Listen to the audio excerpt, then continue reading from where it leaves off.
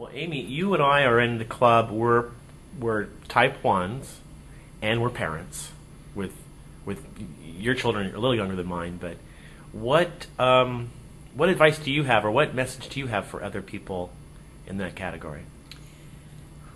Well, there's this trend. There's more and more 30-somethings getting type 1 diabetes.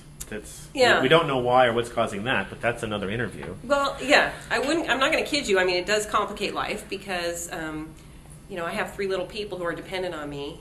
And, at meal times, they're all yelling for this, that, or the other thing. And sometimes if I'm low, for example, everyone's, so it's actually, I think, taught them. My older 2 children talk a lot now about, is there calcium, is this? How many carbs are in this? Is there sugar?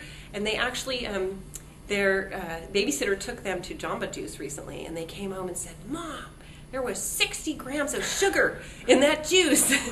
And they're little. And I thought, so they're very aware because, I try not to be paranoid about it, but I definitely talk about it. And then my oldest, who's 9, has really tuned into the fact that I'm evaluating my food before I eat it. Mm-hmm. So she'll say, Mom, do you need some insulin for that? And I'll explain yes or no and why.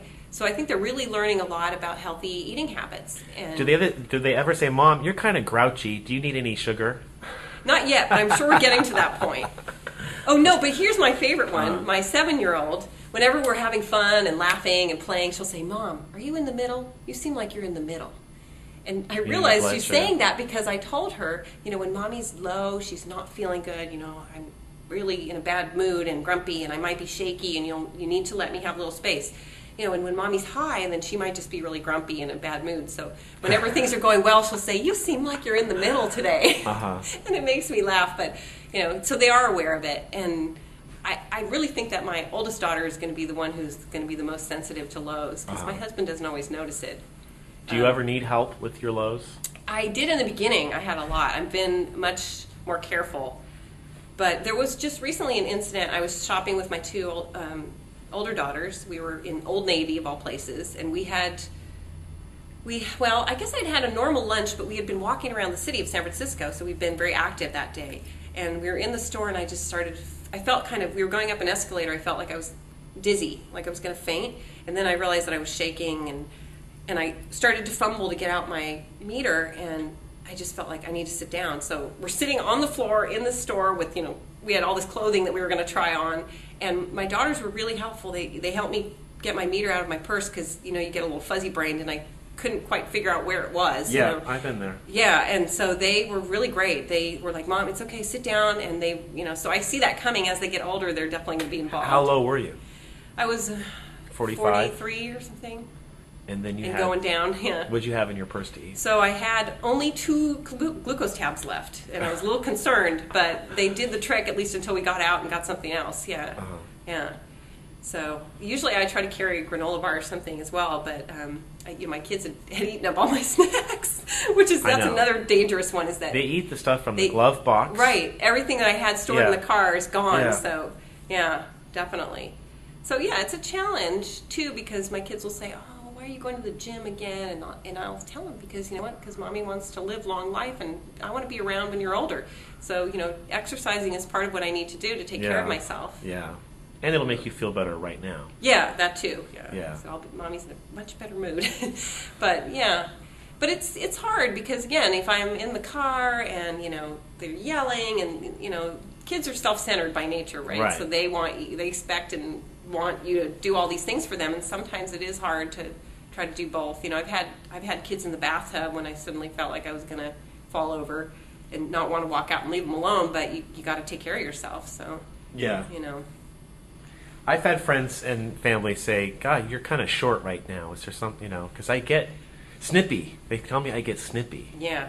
When my blood sugar is falling. But the interesting thing is that you as the person not me. There's nothing wrong with me. You don't notice it. You just think, well, I'm just annoyed with you. Yeah, just get it together. Yeah, and I actually have had a few instances, and I wrote about this on my blog. I had a run-in with this travel agent once on the telephone. I was really annoyed, and I thought, you know what? I better just stop here for a minute. Maybe it is me.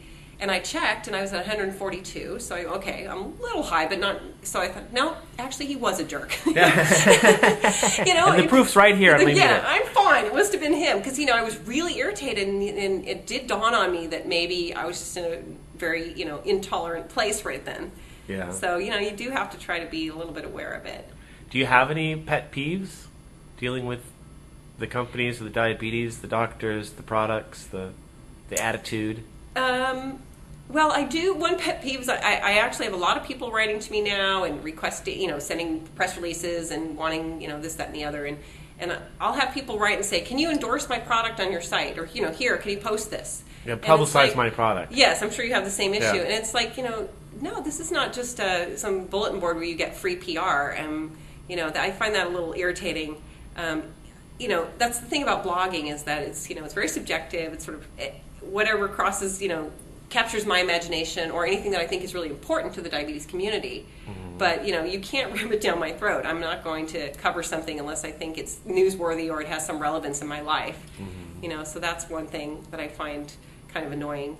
But, on the other hand, I do like to be kept abreast of what's new. So I'm so glad to hear from companies. It's just the way to handle it, Yeah. But, another issue is also just trying to reach out to more and more people, and we were talking about trying to put together some kind of an overall community site where we can find each other better and find a better way to keep up on all of these blogs. Yeah. And sharing tips, I think, is so valuable from other people that are walking their walk and talking the talk. That's been huge. I posted something about my food scale and said, I haven't figured it out how to do X, Y, and Z, and people respond and they tell me how to do it. It was like, wow, I've learned so much from the people who read my blog. Mm-hmm. They send in tips, and I've had a lot of people talking about how great it is to use the insulin pump, and okay, so maybe I really do need to look into that. But when I wrote about having carpal tunnel, which is much greater in people with diabetes, and I got so much good advice. Not all of it was like medically. But it was great. What worked, I want to hear it, though, because I'm smart enough to sort out the quacky kind of stuff.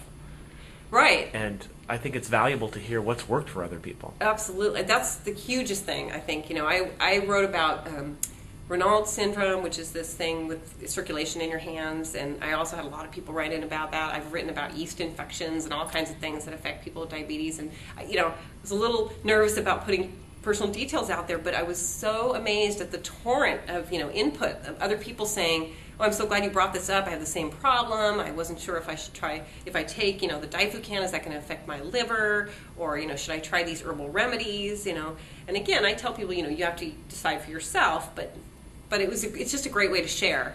Women's health is probably women's women with diabetes and their special health needs and sexual health. And there's probably more that can be done in that department. Right, and you really don't know where to go to look for that stuff. Yeah.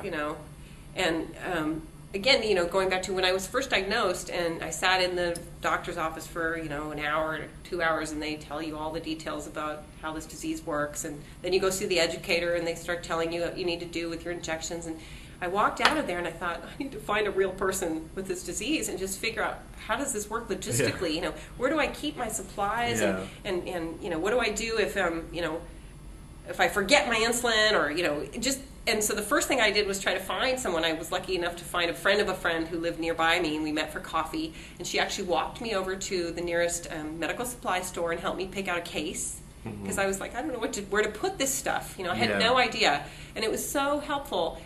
And then, from then on, I don't know that many people in real life who have diabetes, but I now feel like I have this whole community of people to interact with who, are sort of friends. They're my online friends who, can tell me their, the Animus pump versus Mini-Med. What do you like? What do you don't like? What do you guys do about, just all sorts of issues that come up. Amy, it's great talking to you. Is there anything else you'd like to tell our viewers? Well, yeah, the exciting thing is that I have a new book coming out, which is co-authored with Dr. Richard Jackson of the Joslin Diabetes Center in Boston. Mm-hmm. And he actually was one of the, developers of their outpatient program called Do It. So the idea was that, there are so many people out there with diabetes, newly diagnosed or pre-diabetes, or even people who've had it for a long time and are struggling, who really don't know what they need to do to get a handle on their health. And obviously you have your meter and you take, you test and test, but I've even had friends say, I don't know what to do with all these numbers. So our take in this book is that there are these 5 kind of core risk factors.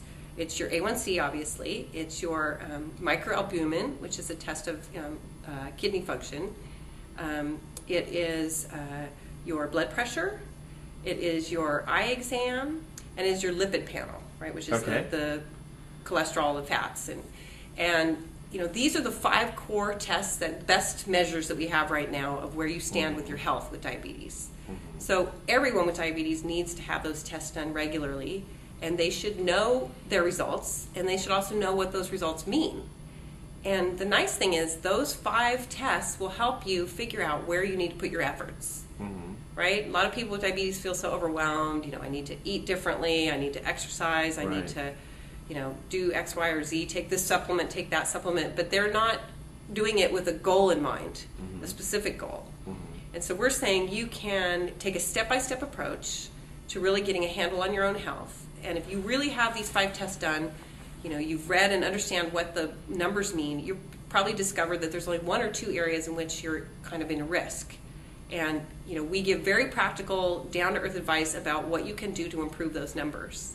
And our opinion is that's kind of worth its weight in gold, because there's so many diabetes books out there that talk about the disease from the view from 50,000 feet and what the disease is. But when it gets down to the nitty-gritty of what do I actually need to do, our book tells you that.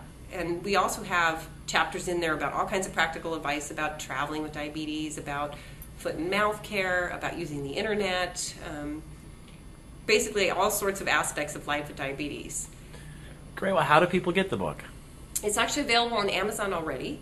So if you just type in, the book is called Know Your Numbers, Outlive Your Diabetes. You just type that in, or you can actually type in Amy Tenderich on Amazon and it'll come up. And it's actually going to be published in January, so it'll be in bookstores in January 2007. So we think that this hopefully is going to make a big difference towards, you read all these articles about what an epidemic diabetes is and how few people really have a handle on the condition. So our hope is that this will be a real step in the right direction. Great. So we want people to know about Diabetes Mind and your new book. Know Your Numbers, Outlive Your Diabetes. And Amy Tenderich, thanks for coming down and talking to us. Thank you. This has been really a lot of fun. It was.